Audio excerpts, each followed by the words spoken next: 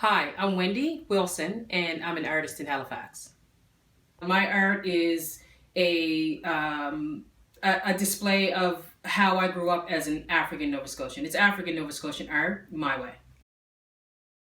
And most of my pieces don't have names because I like my art to be interpretive. I want people to come to their own conclusions. It's my intention, your interpretation. So, one of my favorite pieces I actually named, and it's entitled Mother Africa.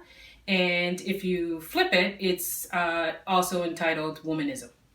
So when I started doing my artwork about 10 years ago, I wasn't really quite sure where the inspiration was coming from. I was actually doing a master's in Afrocentric leadership and realized that what I was doing was doodling during my master's classes, but someone named it art and requested that, I start selling my works. So I knew that at first I wasn't interested in selling it. It was almost like a diary, a virtual or visual diary for myself.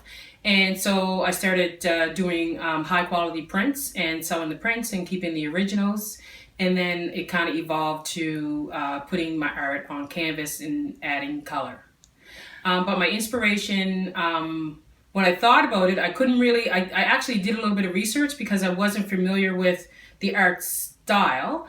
And when I started to do the work, to be honest with you, I had no idea what I was drawing, and then I noticed all these subliminal images that kind of popped out once I completed a piece. And about 3/4 of the way through, that's when I understood what the piece was going to be. And actually, I could probably show you a few pieces later on that started out like that. And so I wasn't really sure what the inspiration was. Did my research and noticed that I had some qualities in common with Keith Haring. That wasn't until probably a couple years later. And then when I was asked to do some educational pieces around art and African Nova Scotian culture, I did a bit more research and discovered the ancient Adinkra symbols. And I don't know if you're familiar with those or not, but they come out of West Africa, and the artwork is very similar to mine. So I'm actually thinking at that point that, maybe it was a generational thing. Maybe it was kind of that blood memory that brought the art pieces out, because I certainly didn't know where my inspiration came from until that point.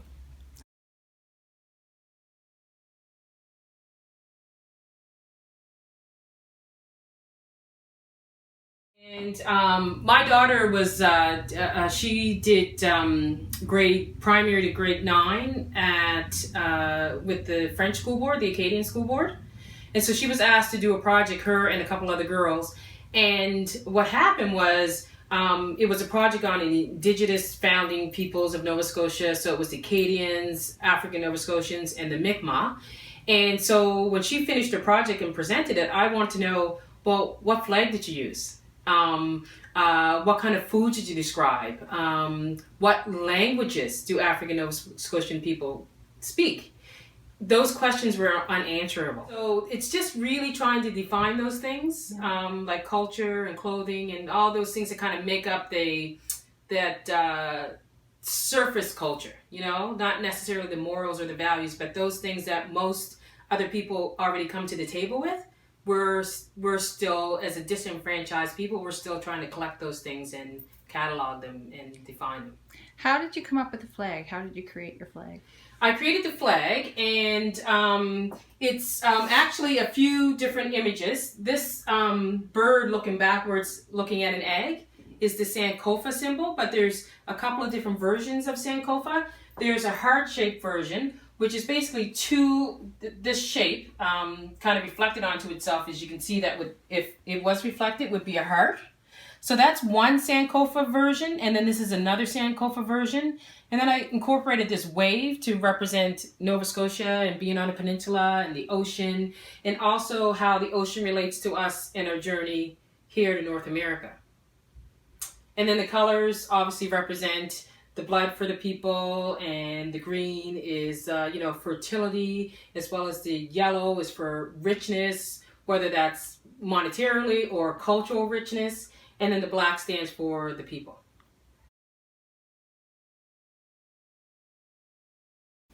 Now, I'm hoping that we'll be able, if not to adopt this version of the African Nova Scotian flag that we as a culture, as a people, work on creating something that represents us, something that we can, carry around and fly high that represents us as a people.